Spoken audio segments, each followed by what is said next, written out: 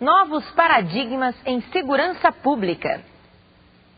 Este é o assunto que vai ser tratado no programa Conexão Cidadania, que está começando agora. O nosso convidado é Ricardo Balestreri, diretor da Senasp. Você vai entrar em contato com uma moderna abordagem do novo papel dos operadores de segurança pública. Veja então o que ele tem a dizer.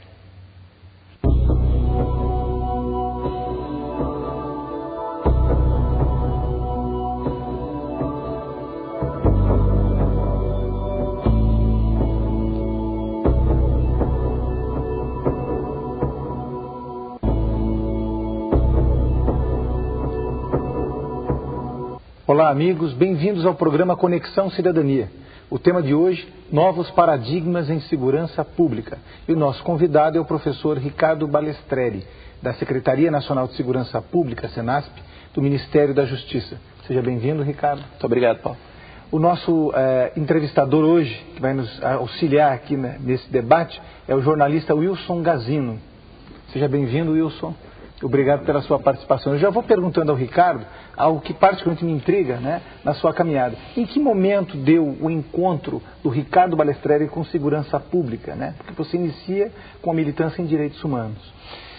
Olha, eu fui presidente da Anistia Internacional por 3 gestões aqui no Brasil, seção brasileira da Anistia Internacional. E numa dessas ocasiões eu participei na Holanda de uma reunião sobre direitos humanos. E ao final da reunião soube que a polícia holandesa já há mais de 20 anos fazia ações como promotora de direitos humanos. O que eu acho muito importante, porque eu sempre tenho dito que a polícia é um segmento tão importante que não cabe a ela apenas respeitar os direitos humanos, porque respeito é uma dimensão muito passiva, né? Cabe à polícia, antes de tudo, promover, protagonizar a causa dos direitos humanos. E aí, ao final do encontro, Paulo e Wilson, na Holanda, em Amsterdã, e eles me fizeram um convite para fazer um pequeno estágio na polícia holandesa. Como a gente tinha saído há pouco da ditadura militar no Brasil, eu confesso a vocês que eu estranhei o convite, mas normalmente sou uma pessoa aberta e aceitei, e realmente descobri na Holanda uma polícia que tem uma intervenção muito enérgica na sociedade, né? Todos sabem que eficaz, é muito eficaz e enérgica ao mesmo tempo, que todos sabem que a sociedade holandesa é uma sociedade que tem um problema grande relacionado à questão das drogas, né? Mas pude lá conhecer uma polícia que, a par da sua energia, também se sente uma viva promotora de direitos humanos. E aí, na volta para o Brasil, fui provocado por alguém, né? Eu falava com muito entusiasmo daquilo que eu tinha visto na polícia holandesa. E na volta para o Brasil, alguém me provocou e disse o seguinte: por que você fala com tanta paixão da polícia que você viu, com entusiasmo da polícia que você viu na Holanda, e você não faz esse mesmo trabalho aqui com a polícia brasileira? Um belo desafio. É um belo desafio. Isso foi ainda antes, certamente, da minha primeira presidência na Anistia, mas eu já era diretor, já estava envolvido com a Anistia Internacional na época. E eu disse: olha, eu acho que nós podemos usar essa ferramenta da Anistia Internacional no Brasil para promover programas de formação policial. E aí entrei e acabou sendo uma boa cachaça. Quer dizer, até hoje eu tenho essa paixão pelo trabalho com a polícia, com as guardas municipais e os corpos de bombeiros. Ricardo, agora, voltando um pouquinho no tempo, né, é interessante que você pudesse falar para a gente um pouco da tua experiência como ativista, né, do teu trabalho antes de chegar nesse momento, né, para que algumas pessoas não conhecem, né, todo esse trabalho. Inclusive, né, tudo que você enfrentou, né, os desafios que você passou, para chegar, né, com essa consciência, com essa vivência hoje que você tem na Senasp. Obrigado, Wilson, pela oportunidade, porque eu acho que é muito importante nós não nos esquecermos da nossa história, né? Alguém já disse que um povo que esquece da sua história está fadado a repeti-la. E a nossa história, em muitos momentos, foi muito terrível com o nosso povo brasileiro. E um desses momentos terríveis é o momento da ditadura militar, né? Esse momento que se estendeu aí por 20 anos da história brasileira e que eu vivi como jovem secundarista e também no meu ingresso na universidade, né? Eu tenho 47 anos, comecei muito cedo na militância, comecei com 13 anos, e aí vivi o período final da ditadura, né? Que não foi o período mais cruel, mas que era, como qualquer período de ditadura, bastante cruel também com a militância, com a sociedade em geral, né? E fui líder estudantil, em grêmio estudantil, depois em diretório acadêmico, E aí tive os meus primeiros contatos com a polícia, na verdade. Quer dizer, hoje a minha vida é uma vida dedicada à polícia. Há 17 anos eu tenho me dedicado a trabalhar com policiais, com os bombeiros e com os guardas municipais. Mas, evidentemente, naquele momento da ditadura, o meu primeiro encontro com a polícia foi o encontro do embate, o encontro nas ruas, né, e o encontro nos interrogatórios. Então, eu tive duas participações difíceis com a polícia. Uma delas foi com a polícia militar, nos enfrentamentos do movimento estudantil. Eu sou daquela geração que se chama a geração vencedora do movimento estudantil, né? A geração vencedora é a geração dos anos 70 que enfrentou efetivamente a ditadura e que teve um papel fundamental na derrubada da ditadura. Evidentemente não fez isso sozinha, fez junto com o movimento sindical e outros segmentos, mas teve um papel importante naquelas grandes e saudosas manifestações de rua. Por que eu digo saudosas? Era muito perigoso, mas era também muito solidário, era muito fraterno, né? Quando nós passávamos as madrugadas colando cartazes, convocando pessoas, enfim, aí aos milhares enfrentávamos, naquele momento enfrentávamos a polícia, porque a polícia estava sendo indevidamente utilizada pela ditadura militar. Então eu tive esses embates fortes com a polícia militar naquele momento e tive um embate forte de 2 anos com a Polícia Federal, com quem eu trabalho muito hoje, a quem eu prezo muito.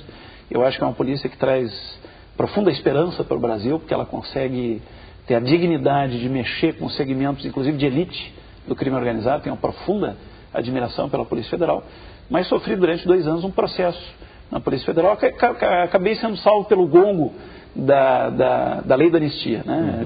Era para pegar 3 ou 4 anos de cana dura ali, né? E acabei me salvando por causa da anistia. É um processo que ocorreu em função de um jornal estudantil que nós tínhamos, inclusive um jornal de tendência cristã, que publicava artigos cristãos e tal. Eu me lembro que o texto considerado mais eu ia perguntar para você, né, falar sobre isso, que eu acho uma história muito interessante. É uma história interessante, porque ela mostra um pouco, Paulo, o perfil de uma ditadura. A ditadura não tem critério, né? Muita gente morreu na ditadura porque, para dar um exemplo, que recebeu alguém na sua casa que tinha envolvimento na luta política. Muita gente foi presa e morreu por isso. E eu, particularmente, meus colegas, sofremos um processo de 2 anos, porque tínhamos um jornal cristão, de linha ecumênica, e nesse jornal nós publicávamos diversos artigos. Inclusive no jornal que foi apreendido pela Polícia Federal de então, né? Estamos falando aí de uma outra Polícia Federal, de uma outra época. Mas o jornal que foi apreendido pela Polícia Federal de então continha entre os artigos considerados subversivos, revolucionários, marxistas-leninistas, dizia o suposto delegado que me questionava, né? Um dos artigos era um artigo de um sujeito chamado Tiago. E eu me lembro que na época a tecnologia era menor, a polícia marcava com a canetinha laranja, sublinhava com a caneta laranja tudo aquilo que era marxista-leninista, subversivo e tal. E o artigo mais sublinhado era esse do Tiago, que era um artigo sobre os ricos e a riqueza. E eu me lembro do suposto delegado, né, que me inquiria, dizendo o seguinte: este é o artigo mais subversivo, o artigo mais comunista do jornal. Não negue. E não negue, vocês não tiveram nem a hombridade de colocar o nome verdadeiro, porque colocaram aqui certamente um codinome, Tiago, né? Nós queremos saber o nome verdadeiro desse Tiago, o sobrenome e o endereço, porque nós vamos estourar o aparelho dele. E o problema é que esse artigo tão subversivo e marxista-leninista era epístola de Tiago, Tiago, apóstolo de Jesus, líder da comunidade de Jerusalém, né? E eu tinha muito medo, evidentemente, era muito jovem, e eu juro que não quis fazer aqui ironia com o suposto delegado. Eu já não tenho certeza que fosse um delegado, mesmo que às vezes se apresentavam como delegados e não era. E eu juro que não quis fazer uma ironia, até porque o meu medo era muito grande, mas eu dei uma resposta que era mais ou menos assim: olha, delegado, infelizmente não sei o sobrenome dele, era chamado Tiago Maior, né? E o endereço também não sei, porque sei que morava em Jerusalém, mas não sei nem a rua e nem o número, porque infelizmente já morreu há 2.000 anos praticamente, e era o apóstolo de Jesus Cristo, líder da comunidade de Jerusalém, né? E era interessante que ele vociferava e me dizia assim: não tente me enganar, rapaz, nós somos polícia científica, né? E eu tentava convencê-la a trazer uma Bíblia, para que eu pudesse mostrar na Bíblia a epístola de Tiago, né? Minha sorte é que quando ele cedeu a trazer a Bíblia e eu mostrei, ele pareceu muito envergonhado e não retornou mais aos interrogatórios, que eram longos, né? Duravam 8, 9 horas, com aquelas luzes na cara, enfim e tal. Infelizmente não peguei mais tortura física, mas é uma espécie de tortura psicológica. Teve um episódio também no embate na rua, né? que você saiu bastante machucado, né? Eu fui para o pronto-socorro uma ocasião por um embate com a polícia militar, né? Eu tive o jornal Folha da Manhã, inclusive, publicou a foto disso. E eu fui levantado pelo estômago com um cacetete, né? Então eu dei entrada no pronto-socorro por agressão, por cacetete, além das outras pauladas que levei depois, né? Mas veja, tudo isso é muito interessante. Eu sou uma pessoa muito espiritual em tudo, procuro ser muito espiritual em tudo que eu faço, e eu digo que são os caminhos de Deus, que são estranhos, que são misteriosos, né? Veja, exatamente é com essa polícia hoje que eu trabalho, é essa polícia que eu amo profundamente, a quem eu me dedico, né? A quem eu dediquei e continuo dedicando a minha vida. Porque nós não vivemos, graças a Deus, mais numa ditadura. Nós vivemos uma democracia, e a democracia precisa profundamente da polícia. A polícia é um segmento de extrema nobreza dentro da democracia. E Deus me deu essa graça, não é nem por mérito meu, mas Deus me deu essa graça de poder descobrir a polícia. Ele juntou os meus caminhos com os caminhos da polícia, e aí eu posso dedicar minha vida a uma causa que vale a pena. Porque se você tem um policial bem preparado, consciente, convencido da sua importância, da sua responsabilidade, você tem ali um promotor e um difusor da cidadania. Nesse sentido, Ricardo, eu queria, uma coisa que me chama a atenção, você é uma pessoa que hoje tem já um nome nacional, não é segredo para ninguém, as pessoas te convidam para fazer palestras, vários segmentos sociais. E você prioriza a polícia, isso é uma coisa clara, né? Alguns até confundem você com policial. Por que esta prioridade? Por que é que você centrou a sua vida na área da segurança pública? Essa questão é muito importante, Paulo. Eu procuro ter uma visão estratégica muito clara, né? Nós acho que temos, como eu disse, uma missão nesta vida, e a nossa missão, lembrando aqui o grande educador Paulo Freire, num país tão rico, mas tão injusto como o Brasil, é um dos países mais injustos do planeta e também um dos mais ricos, né? Preciso que a gente lembre que é um mito essa história de país pobre. Nós não somos um país pobre, nós somos um país injusto, o que é muito diferente, né? E eu acho que nós que tivemos oportunidades na vida, nós temos uma missão, que é a missão de sermos agentes de transformação da história do nosso país. Mas evidentemente esse processo não é tão simples, é um processo complexo. E é preciso, para que ele aconteça, que a gente tenha estratégia. E estratégia é a gente pensar em termos de multiplicadores, quer dizer, como é que nós podemos, num país tão grande como esse, com uma população tão imensa e espalhada, como é que nós podemos, de forma muito humilde, mas como é que nós podemos fazer alguma diferença lá onde nós estamos? E eu acho que nós só podemos fazer diferença à medida em que nós formos estratégicos e soubermos usar a força dos multiplicadores. E lá pelas tantas eu me dei conta de que nós temos entre as diversas profissões importantes, todas são importantes, mas que nós temos particularmente 3 profissões que têm uma grande influência no meio popular. Uma influência direta, né? Nós podíamos falar da mídia, que tem uma grande influência também. Mas como presença direta... Se chama de educadores, né? Educadores sociais, pedagogos da cidadania, né?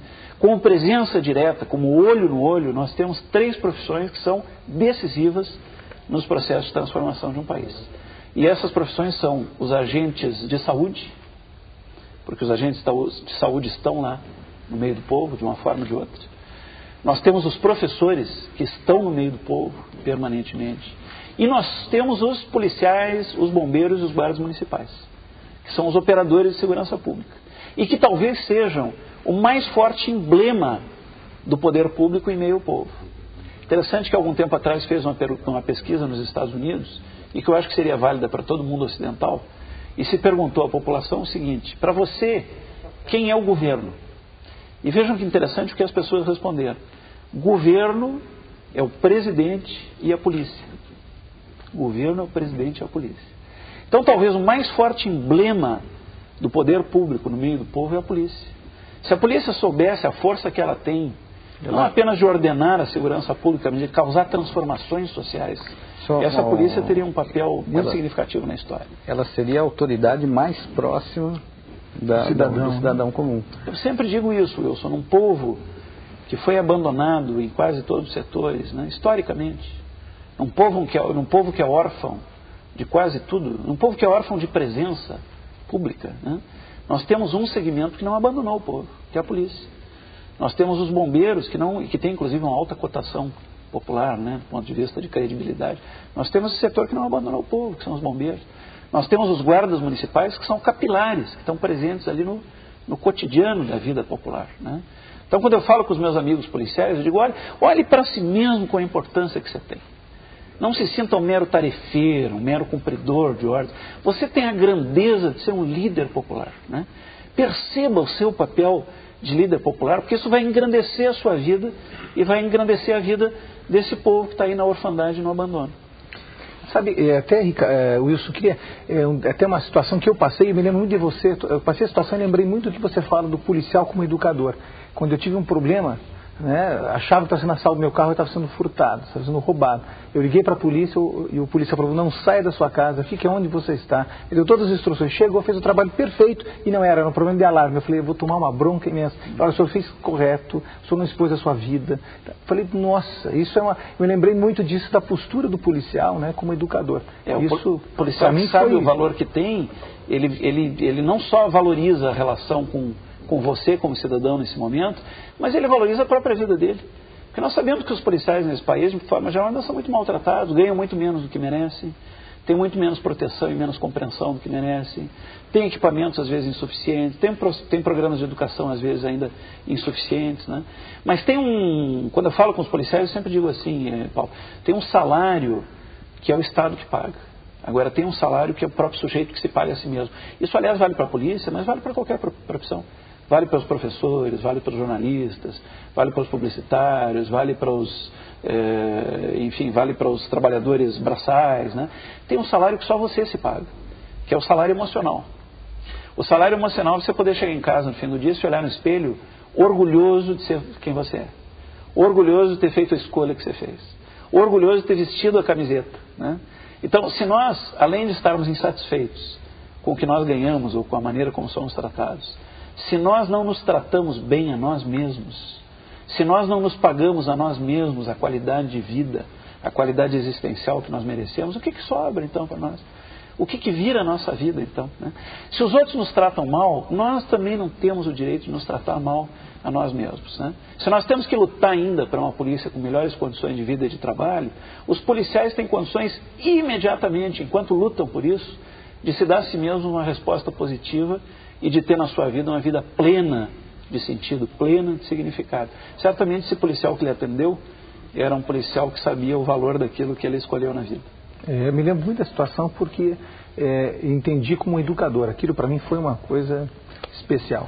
Eu gostaria até que o Ricardo, que tem andado por todo o Brasil, né, nesse trabalho na Senasp, nas suas palestras, conversado com pessoas, conhecendo muita gente, pudesse falar para nós, contar algumas histórias positivas, né? De policiais que hoje são exemplo, que às vezes até sem uma estrutura maior, mas pela vontade, pela sua postura, conseguiram transformar a sua comunidade e até as práticas policiais locais. Olha, eu tenho essa graça... Eu peço licença ao Ricardo, nós já estamos no final do nosso bloco. A pergunta é muito boa, instigante, e a gente vai retomar o próximo bloco com a resposta do professor Ricardo Balestreri. Até já.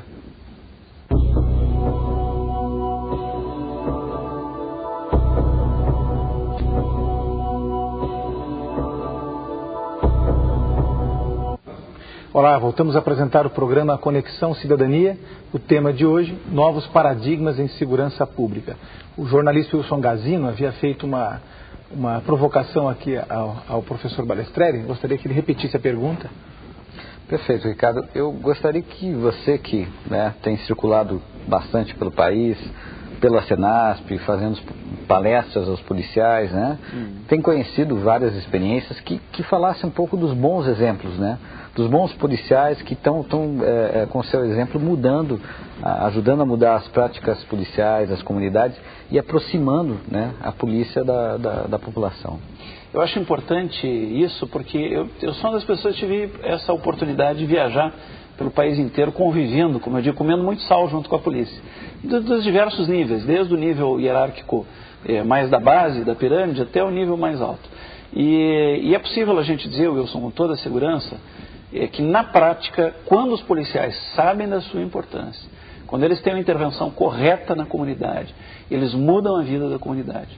Você ia falando e ia lembrando, entre tantas experiências, de uma que eu conheci, por exemplo, no estado do Amapá, de polícia comunitária, onde alguns poucos policiais, imersos na vida de um bairro que era muito perigoso, onde havia muita violência e muita criminalidade, é um bairro na capital, em Macapá, onde inclusive tinha que atravessar uma ponte para chegar ao bairro, e lá havia uma gangue que cobrava pedágio para que as pessoas atravessassem aquela ponte.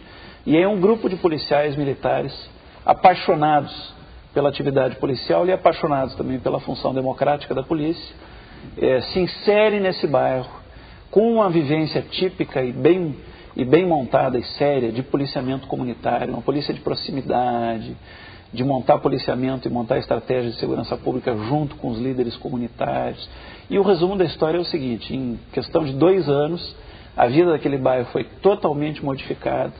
A gangue que cobrava pedágio na ponte se transformou num grupo chamado Anjos da Paz, que é um grupo que ajuda a cuidar da segurança pública no bairro, ajuda a polícia. Eu li a declaração do líder da gangue dizendo que ele devia a vida dele à polícia comunitária, que ele não estaria mais vivo se não fosse a polícia comunitária. E é bonito de ver o depoimento dos meninos que vivem e trabalham na rua, quando a gente se encontra em engraxates e tal. Eu fiz esse tipo, eu sou muito pé no chão, eu gosto muito do contato direto com a população e da conversa direta, né? Então eu fiz esse tipo de testagem, que foi encontrar meninos, por exemplo, em engraxates e tal, e perguntar a eles o que eles achavam da polícia comunitária, né? Do capitão Santos Costa, por exemplo, de seus colegas que trabalhavam nisso. Até dou um nome aqui, porque eu estou falando de caso real, né? E eu ouvi cada depoimento que era da gente ficar com os olhos cheios d'água. Depoimentos emocionados dos meninos e que emocionavam a gente. Então eu citei das dezenas de exemplos que eu conheço de policiais realmente, como eu digo, apaixonados pelo que fazem, convictos do seu papel democrático e que às vezes em pequeno número mudam a vida de uma comunidade inteira. E às vezes até sem muitas condições de trabalho, sem o apoio devido, né? Mas com aquela força que brota de dentro, a força do coração, né? A força de alguém que sabe a importância que tem e a importância da sua vida para a comunidade. Nesse sentido, aproveitando aqui um gancho na pergunta do Wilson, nós temos acompanhado os relatórios de organismos internacionais, né? De organizações internacionais de direitos humanos, por exemplo. Invariavelmente, né, a polícia tem sido muito criticada no Brasil e em outros países, mas o que nos interessa é o Brasil. Como é que você vê isso, né? Esses anúncios também, você não acha que falta também o anúncio? É evidente que é importante a crítica, né, do abuso, mas eu acho que o anúncio também é importante. O que você acha? Eu acredito que as organizações internacionais, elas têm um papel importante, como você disse, na denúncia, né? Por quê? Porque a denúncia ajuda a purificar a democracia. Como nós somos uma democracia, Paulo, muito recente, nós ainda estamos pouco acostumados à crítica, né? Há uma tendência em regimes democráticos recentes de quando aparece uma crítica de nós nos sentirmos sistemicamente atacados e respondermos às vezes de uma forma um pouco corporativista, né? Ou negando ou diminuindo o papel, a importância da crítica. Então a primeira coisa que eu gostaria de dizer, que você já tinha anunciado, que é assim: a crítica tem um papel importante para a democracia. A democracia precisa aprender a conviver bem com a crítica e se nutrir da crítica para criar alguma coisa melhor, né? Mas você também tem razão quando no seu enunciado sugere o seguinte, que há um erro cometido pela crítica de algumas organizações internacionais, pedagógico, né? Quando elas só citam o que é negativo. É preciso também citar os avanços, citar o que é positivo. É preciso denunciar aquele mau policial que envergonhou a sua corporação. É preciso denunciar, porque isso vai ajudar a purificar as corporações policiais. Os policiais têm que ser gratos a isso, porque eles não merecem a má companhia que às vezes eles têm, porque a maioria dos policiais são corretos, são heróicos no seu trabalho, né? E às vezes uma pessoa que se porta mal acaba de alguma maneira estorvando, né? Aliás, vale para todas as profissões, vale para todas as profissões. Aqui no caso falamos da polícia porque é a profissão em foco, né? Então a crítica ajuda nesse sentido. Quem nos critica não é necessariamente o nosso inimigo. Às vezes quem nos critica é o nosso melhor amigo. Eu sei que essa arte é difícil, que exige maturidade, mas exige maturidade democrática também para um país, né? Só que o que falta é o equilíbrio. Porque as mesmas organizações internacionais que denunciam, como você disse muito bem, também deveriam anunciar. E o que está acontecendo de bom? O que nós não podemos publicar e divulgar tudo aquilo que é positivo que a polícia faz? Tudo aquilo que é heróico que a polícia faz? Todo o risco que a polícia sofre da sua própria vida e constrói em cima desse risco coisas tão importantes. Se nós não anunciamos nada positivo, nós levamos à descrença, nós levamos ao desânimo a população, nós levamos os próprios policiais que assistem à mídia a achar que não tem outra saída, que está tudo muito mal, que está tudo se esboroando, que está tudo se demolindo, né? Então nós temos que também ter coragem de trazer essas mensagens de esperança, as mensagens positivas. A crítica é importante, mas é importante também que ao lado da crítica nós percebamos todas as coisas boas que estão acontecendo, toda a mudança que está se construindo, né? Eu sou muito grato ao secretário Luiz Fernando Correia por ter me dado essa oportunidade de trazer essa experiência que eu citei aqui um pouco antes para a Secretaria Nacional de Segurança Pública, porque esse é um exemplo de novidade. Nós temos um secretário nacional de Segurança Pública... Essa é uma pergunta que eu ia te fazer. É um secretário nacional de Segurança Pública que procura, para um dos seus diretores, uma pessoa que vem da militância dos direitos humanos. Eu sei que o secretário me levou para a Senasp, não é à toa. Ele, ao me levar para a Senasp, ele está trazendo para a Senasp essa perspectiva da construção moderna e democrática dos direitos humanos. Não por mim, não por minha causa, mas porque ele simbolicamente coloca no posto de diretor, no posto de um dos 3 diretores que ele tem, uma pessoa que vem da raiz da militância mais fervorosa, mais apaixonada pelos direitos humanos, que é a pró-polícia, que é a favor da polícia, mas em que em nenhum momento abdica da causa dos direitos humanos como uma grande causa civilizatória da humanidade. Então o secretário foi extremamente sábio, eu acredito, não por trazer a mim, que tenho, enfim, algumas experiências e tenho também deficiências grandes, como todas as pessoas, mas ele foi sábio por optar pelo viés dos direitos humanos. Talvez porque ele tenha claro a polícia que imagina, né? Ele tem claro um modelo, o secretário Fernando Correia tem claro um modelo de polícia moderna, de uma polícia que é técnica, de uma polícia que é científica, de uma polícia que é exemplar para a comunidade, né? Isso eu sempre encontro no perfil do secretário, essa grande maturidade e essa grande humanidade, né? E digo isso sem precisar dizer, porque realmente o meu campo de trabalho antes de vir para a Senasp era o campo da consultoria, era o campo das conferências, enfim, de percorrer o país inteiro falando isso. E quando ele me fez o desafio, eu realmente aceitei como um desafio, porque eu digo, agora estou diante aqui de um homem público que sabe o valor dos direitos humanos para a causa da segurança pública. Eu até ia te perguntar, você falou um pouco sobre o ser humano policial, as experiências, né, dos policiais como pessoa, como operador de segurança.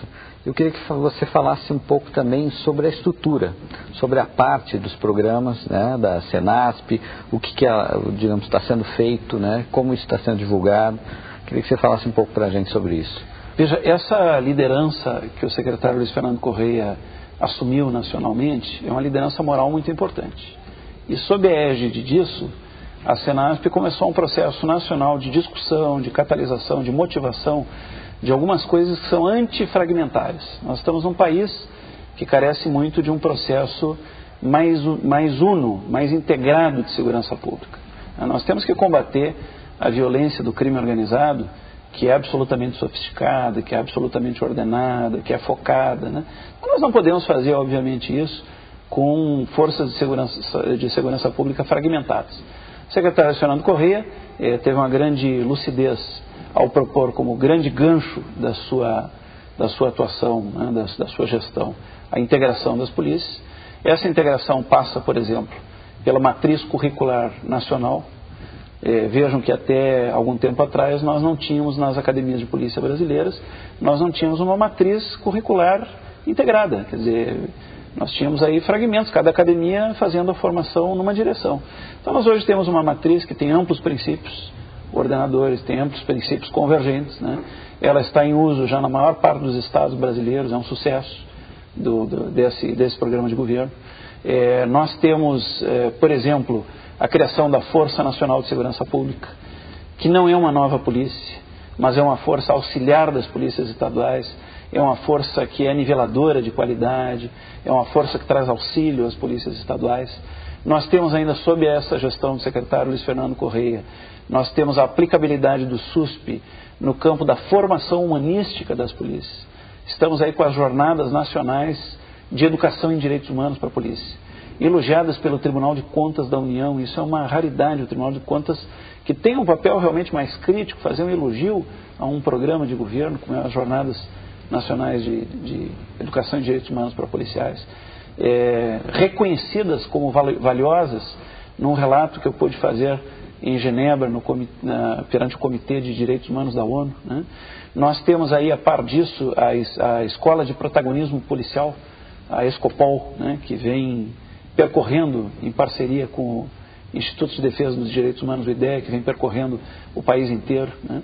Nós temos a Rede Nacional de Especialização em Segurança Pública. Isso é uma revolução na história da segurança pública brasileira. Nós, na Senasp, estamos bancando gratuitamente o estudo de policiais para que eles se transformem em especialistas em segurança pública. Agora vejam a grande novidade. O pano de fundo da especialização em segurança pública é a questão dos direitos humanos. A par das dimensões técnicas que são estudadas nos cursos de especialização, a par daquilo que é típico e específico da polícia, nós temos como grande ente integrador, como ente transversalizante dos conteúdos que as universidades estão trabalhando com seus alunos, nós temos a questão civilizatória dos direitos humanos. Isso é coragem de dar um salto do terceiro mundo para o primeiro mundo, né? Isso é revolução na segurança pública que muitas vezes não é percebida, porque a própria grande mídia não dá a devida divulgação para tudo isso, né? É aquela história que se estuda ainda em más faculdades de jornalismo, de que tem interesse, que o público se interessa quando o cachorro morde, não é quando o cachorro morde o homem, mas quando o homem morde o cachorro, né? Então nós temos que inverter essa lógica é brutal, é a lógica da banalização da violência, da vulgaridade. Nós temos que começar a divulgar essas coisas positivas, essas coisas realmente revolucionárias que eu disse, que estão acontecendo. E aí a Senasp formando aí 1.000, 1.500, 2.000 especialistas por ano em segurança pública, com a lógica da modernidade, com a lógica da cidadania, com a lógica dos direitos humanos. Isso no terceiro mundo, minhas amigas e meus amigos, é uma grande novidade. Isso não se faz em países de terceiro mundo. Isso eleva os patamares, os padrões de qualidade do Brasil para uma outra realidade, para um outro plano, né? E é preciso que a população saiba disso. E são coisas concretas, entre tantas outras, que nós estamos realizando nesta presente gestão, que é uma gestão muito técnica. Não estamos realizando nem por razões ideológicas, nem partidárias. Nós somos um grupo eminentemente técnico. Estamos realizando como um serviço que nos cabe, que é nosso dever, um serviço de qualidade que nós prestamos à nação brasileira. Nesse sentido, Ricardo, eu queria puxar uma reflexão com você aqui. O que é que deu certo na segurança pública do Brasil? O que é que pode dar certo na segurança pública do Brasil? E o que é que não dá certo em matéria de segurança pública? Olha, muito obrigado por essa questão, que é uma questão muito inteligente e provocativa e que pode nos remeter exatamente ao tema do programa de hoje, que são os novos paradigmas na segurança pública, né? E eu vou começar pelo que não deu certo, não só no Brasil, mas no mundo inteiro. O que não dá certo em segurança pública é aquilo que a gente batizou como mais do mesmo, né? Mais do mesmo é a lógica quantitativa, né? Se nós acharmos que resolver problemas de segurança pública é um processo muito simples, nós arriscamos cair no simplismo, na simploriedade. Então nós podemos achar que apenas o que falta é mais quantidade de coisas. O que é mais do mesmo? Mais do mesmo é mais efetivo, mais equipamento, mais armas, mais munição, mais viaturas, mais helicópteros, mais aviões, né? Isso resolve os dramas da segurança pública, da violência no país? Não. Mas é o que a sociedade exige, não é? É o que a sociedade exige, porque o senso comum, né, com todo respeito à sociedade, a sociedade não é especialista em segurança pública. O senso comum, pela lógica do desespero, da emocionalidade, ela só percebe aquilo que é mais superficial. Parece que se você comprar mais viaturas e mais armas, como num passe de mágica, nós vamos resolver os dramas da segurança pública. Atenção aqui, cuidado. Eu, como diretor da Senasp, eu não estou dizendo que as viaturas não são necessárias, nem estou dizendo que as armas não são necessárias, nem que os coletes, nem que os helicópteros não são necessários. Tudo isso é imprescindível. Nós temos que dotar as nossas polícias, as nossas forças de segurança do que há de melhor em termos de equipamento, de bons efetivos, de efetivos suficientes, né?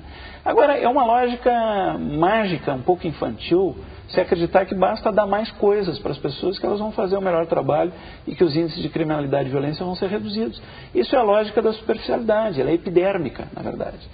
Para especialistas em segurança, para quem conhece a segurança, é óbvio, é absolutamente lógico que violência decresce, que crime decresce quando nós investimos em ciência, quando nós investimos em tecnologia, quando nós investimos em prevenção, quando nós educamos as mulheres e os homens que são policiais, que são guardas municipais, que são bombeiros. E essa lógica não funciona assim só para a polícia. Se a gente fizer uma analogia aqui com o magistério, é a mesma coisa. Você pode entregar para os professores as melhores, as mais lindas, as mais bem equipadas escolas, com data show, com os recursos tecnológicos mais contemporâneos. Se aquela professora, se aquele professor que está ali dentro não está motivado, o processo de ensino vai ser uma droga, não vai levar absolutamente nada, né?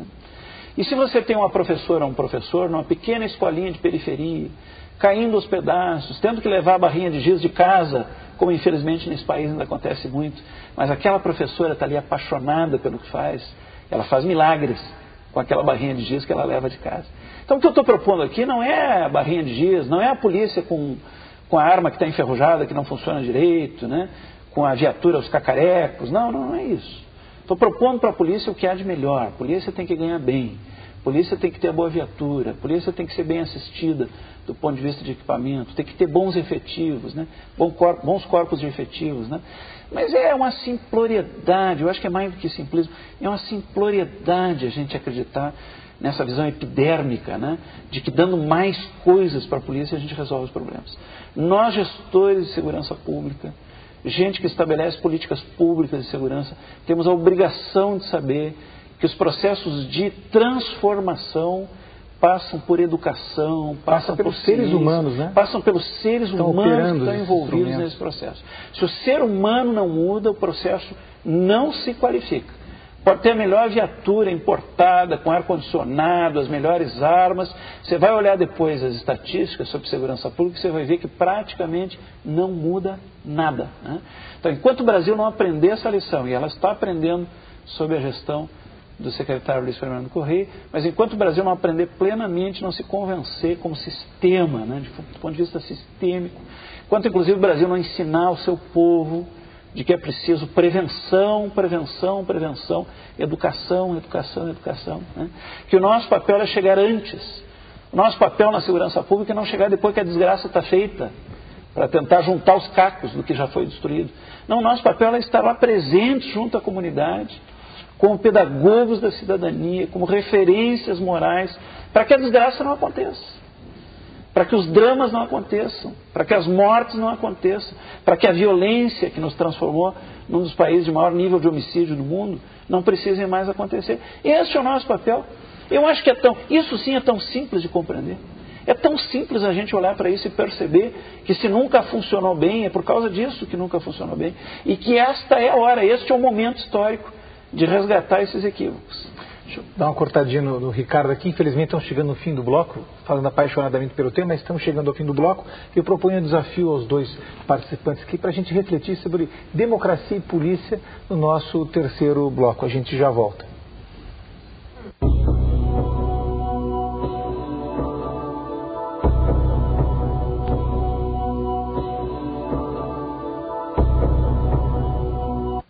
Olá, voltamos com o programa Conexão Cidadania, com o tema Novos Paradigmas em Segurança Pública. Os nossos convidados hoje são o professor Ricardo Balestreri e o jornalista Wilson Gazino. Voltando à provocação, à reflexão, né, que propus no outro bloco, Ricardo, que importância tem a polícia para a democracia? A democracia é o nosso grande norte, o nosso grande mote, né? Nesse momento, e deve ser em todos os momentos da nossa história. Nós somos uma democracia adolescente, temos pouca experiência. E no mundo inteiro, os especialistas são unânimes em dizer que o único poder que realmente ameaça as democracias é o poder do crime organizado. O crime organizado, estimativamente, hoje lucra em torno de 1 trilhão a 1,5 trilhão de dólares por ano. É seguramente a indústria informal mais poderosa do planeta. Então nós não estamos diante de uma atividade de fundo de quintal, não estamos diante de uma atividade espontânea. Ao contrário, estamos diante de um sistema extremamente sofisticado, né? Falamos dos tráficos de seres humanos, por exemplo, tráfico de drogas, né? Se a gente somar tudo isso, estimativamente nós estamos nesse patamar de 1 trilhão a 1,5 trilhão de dólares de lucro por ano, né? E se a gente pensar, por exemplo, na dívida brasileira, né, a gente vai ver o que cabe aí dentro do lucro do crime organizado a cada ano, né? E então é preciso a gente saber desse poderio do crime e é preciso lembrar que esse poderio ameaça as democracias. Até porque tem muita gente que fala do crime organizado como um poder paralelo, e isso é um equívoco. Antes fosse o crime organizado um poder paralelo. Se fosse paralelo, nós conseguiríamos identificá-lo e combatê-lo com muito mais facilidade. O problema do crime organizado é que ele não é paralelo, é que ele é transversal. ele está presente em todos os níveis sociais e entranhado, inclusive, nas mais nobres instituições. Então, por isso é muito mais difícil combatê-lo. Ora, se ele está entranhado dessa forma, ele é uma ameaça constante à democracia, pela corrupção que ele propicia, pelos desvios que ele propicia, né? Pelo dano estrutural, pela demolição das instituições democráticas que ele causa, né? E aí, nesse sentido, é importante que a gente lembre que a segurança pública, ela não é apenas garantidora de ordenamento social, ela é garantidora, inclusive, daquilo que é o filé mignon da sociedade, que é a nata da nossa utopia, que é a democracia, né? E, nesse sentido, os operadores de segurança pública, subentenda-se aí os policiais civis, os policiais militares, os bombeiros, os guardas municipais que não são polícia, mas que também têm uma importância capilar muito importante, né? Esses operadores todos, eles são os garantidores primeiros e últimos do poder democrático. É graças à intervenção deles que nós podemos construir cultura democrática na sociedade. É graças à garantia que nos dão os operadores de segurança pública, por exemplo, que nós podemos nos organizar e nos expressar livremente. Isso é tão mais importante à medida em que nós avancemos para os estratos mais populares da sociedade. Quando nós tomamos os segmentos mais abandonados da sociedade, as vilas populares, as favelas, nós ali estamos diante de um profundo impacto do crime organizado.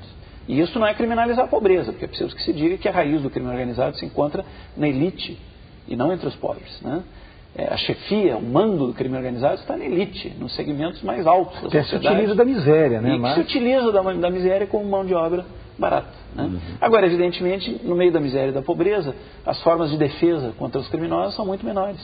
Então, o impacto de crueldade do crime organizado entre os pobres é muito maior. E aí é que nós precisamos de uma polícia presencial, de uma polícia íntima no contato popular, de uma polícia que planeja junto com a população. Para quê? Para que essa polícia garanta a esses segmentos populares os direitos de organização, os direitos de expressão, os direitos de estudar. Vocês imaginam como é que se pode estudar numa comunidade muito pobre? Como é possível estudar verdadeiramente? Como é possível o livre pensar, que é condição sine qua non para o estudo, para o aprofundamento?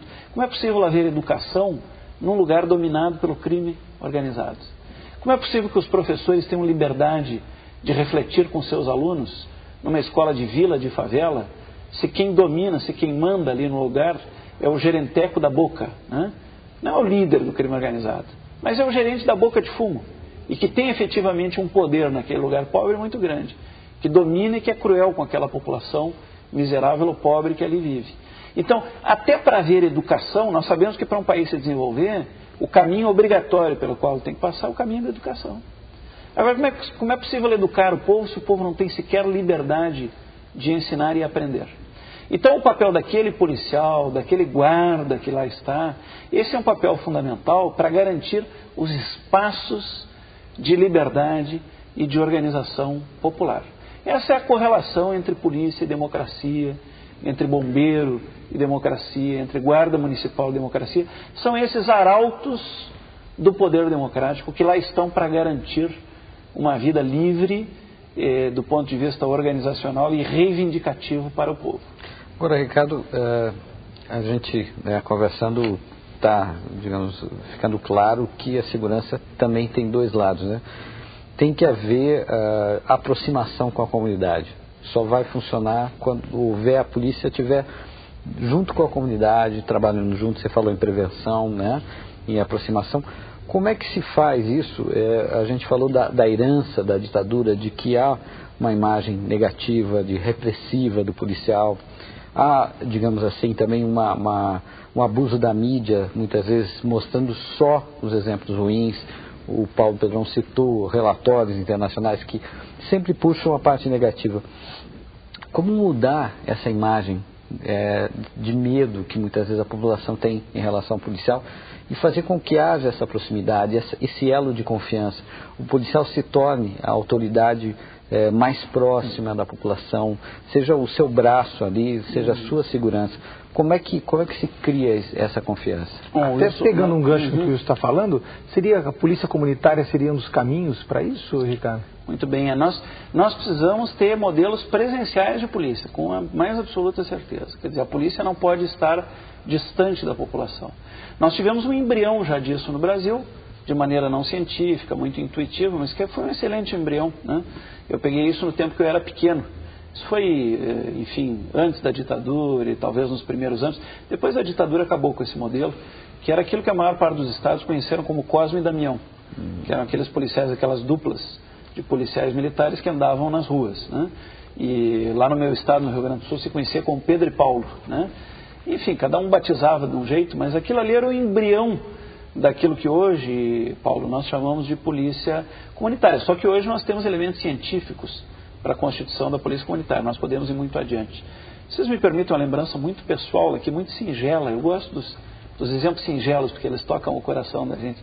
Quando eu era muito pequenininho, eu fugi de casa, uma ocasião. Eu me lembro ainda, eu lembro muito pouca coisa da minha infância, mas disso eu me lembro que, veja aí, teve a intervenção de um policial. E quando um policial intervém, é em momento de dor, ou de desespero, ou de susto, ou de medo. Então isso se fixa profundamente na nossa consciência. E nós não esquecemos mais. Então eu guardo poucas lembranças da minha infância, e uma das que eu guardo é um dia onde, ainda muito pequeno, eu fugi de casa. E o intento era conhecer um pouco as coisas, a curiosidade infantil, né? E eu fui uns 3 quarteirões adiante da minha casa, margeando essa caminhada, uma avenida muito perigosa, Avenida Sertório, em Porto Alegre. E eu tenho viva a lembrança, quando nós somos pequenos, olhamos para os adultos como estranhos gigantes, né? Eu tenho viva a lembrança de um estranho gigante que atravessou a Avenida Sertório, com uma roupa esquisita, e que me pegou no colo, e que me chamou pelo nome, e que me fez uma pergunta que repercute ainda na minha memória. Ele me olhou e disse: Ricardo, o que tu fazes tão longe da tua casa? E me levou até a porta da minha casa e me entregou para minha mãe. E aquele homem era um policial militar, que sabia o meu nome e que sabia onde eu morava. Então nós tivemos ali um embrião que lamentavelmente nós perdemos na ditadura. A ditadura adotou um modelo de polícia que é o modelito norte-americano, esse modelito de polícia viaturizada, né? Volto a dizer aqui que eu sei que a viatura é muito importante, que é preciso que a gente tenha viaturas modernas, viaturas bem equipadas, né? Mas não dá para construir um modelo de segurança pública em cima de viatura. Que o modelo viaturizado de segurança pública é um modelo que vem do nada e que vai para lugar nenhum. A viatura passa, você tem sensação de segurança, mas objetivamente você não tem segurança. Segurança você tem naquele policial que caminha no seu bairro. Segurança você tem naquele policial que anda de bicicleta. Segurança você tem na polícia montada, que é distinguida, né? Que tem um papel dissuasório daquela criminalidade comum do dia a dia das ruas, né? Porque se distingue sobre o cavalo, mas que está próxima da população. Não é todo lugar que é possível ter polícia montada, isso depende do terreno, mas em muitos lugares que nós poderíamos ter, nós não temos. Porque nós copiamos o modelito norte-americano, profundamente impactado pelas montadoras automobilísticas. Aí havia interesses econômicos poderosos por trás, né? Então eu volto a dizer, a viatura é muito importante, tem uma função imprescindível, mas nós não podemos construir um modelo de segurança pública que vem do nada e que vai para lugar nenhum. Quando você precisa da polícia, a polícia não está perto, né? Eu às vezes brinco dizendo que para a imitação absoluta do modelito americano só falta fechar as janelas com ar-condicionado, comer rosquinhas e tomar café, né? Então nós precisamos da viatura, nós precisamos cuidar do equipamento da polícia, mas nós precisamos daquela polícia que está nas ruas. Evidentemente, polícia comunitária, Wilson, não é só isso, né? Não é só a proximidade. Polícia comunitária é reunião com a comunidade, é estratégia de segurança pública traçada em conjunto com os líderes comunitários. É um modelo sofisticado, mas um modelo que nós conhecemos, que nós temos condições de construir. E não é só para a polícia militar, não. É para bombeiros, é para guardas municipais, é para a polícia civil.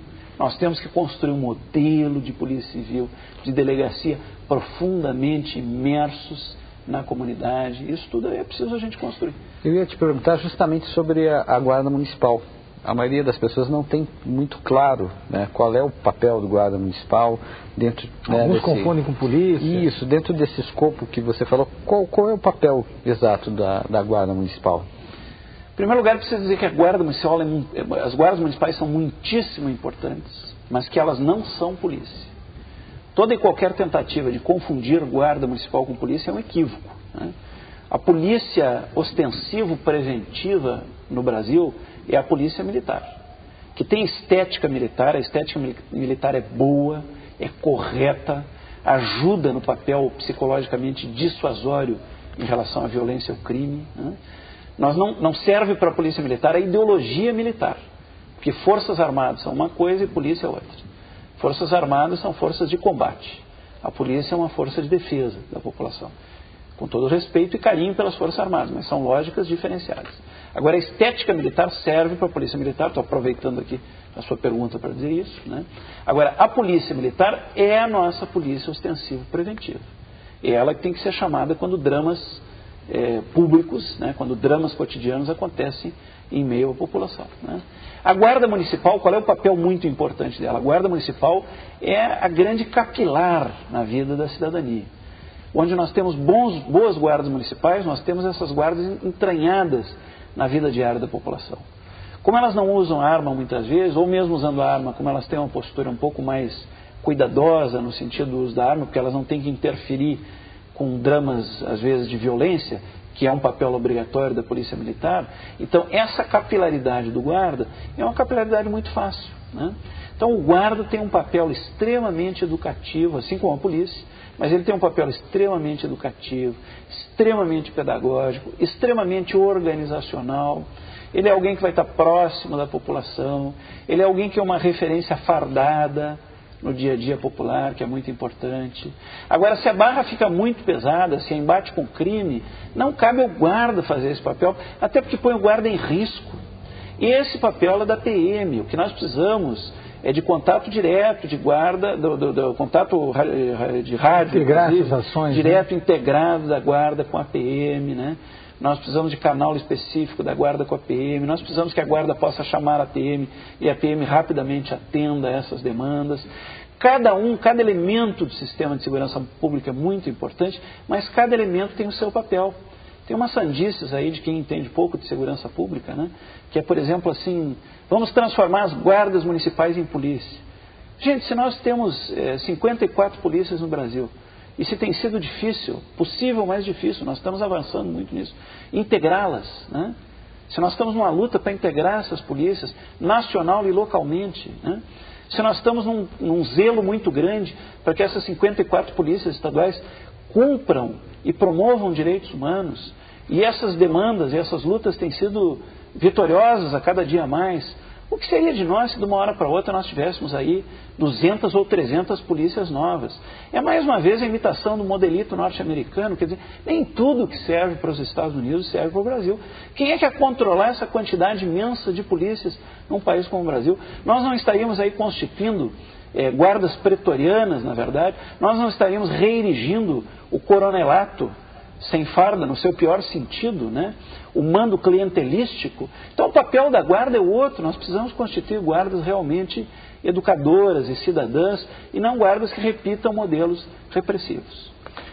Paulo, estamos quase no final do bloco, e eu queria que você puxasse aqui uma discussão, propusesse uma discussão para o policial, para a policial que está nos assistindo, né? Uma reflexão, o que você acha importante hoje na figura do policial? Eu acho que você pode... essa proposição é interessante para o policial, para a policial que está nos assistindo. Essa é uma oportunidade de falar o coração de cada uma, de cada um policial que está nos assistindo também, cada uma e cada um bombeiro, cada uma e cada um guarda municipal. E é um contato que, se não fosse através da televisão, seguramente nós não conseguiríamos ter com todas as pessoas, porque nós temos hoje quase 600 mil operadores de segurança pública no Brasil, né? Veja que isso é uma massa crítica que pode transformar esse país, se estiver bem consciente. Então a primeira mensagem é essa, né? Quer dizer, se você que nos assiste realmente estiver convencido da sua importância, se você, apesar de todas as mazelas que eu sei que você vive, se você tiver em alta sua autoestima, se você pagar a si mesmo esse salário emocional que é o orgulho pela vocação que você tem e pela profissão que você escolheu, se você olhar para si mesmo como um operador e como uma operadora de transformações sociais, como um zelador e uma zeladora, um protetor, uma protetora, um promotor, uma promotora da democracia no Brasil, como consolidadores do poder democrático no Brasil, certamente a sua vida será uma vida muito plena de significado. E certamente pela sua intervenção, lá onde você tem poder, porque a gente fala muito no poder dos outros, né? São esses que estão em Brasília, são esses que estão no governo, e esses também têm obrigações e têm que ser cobrados, né? Mas lá onde você está, lá onde eu estou, lá onde cada um de nós estamos, lá nós temos um poder de serviço que tem que ser bem utilizado. Lá nós temos que fazer a diferença. Se cada um de nós olhar para trás na nossa vida, pudermos olhar para o que nós fizemos e pudermos dizer, olha, nós não mudamos o mundo inteiro, mas o nosso mundo, o mundo do qual nós participamos, nós mudamos. Neste mundo nós fizemos a diferença. Este mundo ficou um pouco diferente porque nós passamos por ele. Puxa, aí a nossa vida vai ser uma vida cheia de sentido e uma vida que vale e que valeu a pena. Então a minha mensagem para você que é policial, para você que é guarda municipal, para você que é bombeiro, é que além do seu poder como cidadão, você agrega um outro poder, que é o poder do operador de segurança pública, o poder da líder, o poder do líder social que está presente no cotidiano da vida do povo. Você é insubstituível para dar o norte, para traçar os rumos, para dar segurança, para dar estabilidade, para dar certeza a essa população, na maior parte das vezes tão abandonada, de que ela não está sozinha. E ela não está sozinha porque você está lá ao lado dela. Bom, Ricardo, chegamos mais ao final do programa Conexão Cidadania, com o tema Novos Paradigmas em Segurança Pública. Queremos agradecer a sua presença aqui em nome representando aqui a Secretaria Nacional de Segurança Pública, a Senasp, o Ministério da Justiça, ao jornalista Wilson Gazino, sempre muito solícito, né, a esse programa, ao Conexão Cidadania e principalmente a sua audiência. Um grande abraço e até o próximo programa.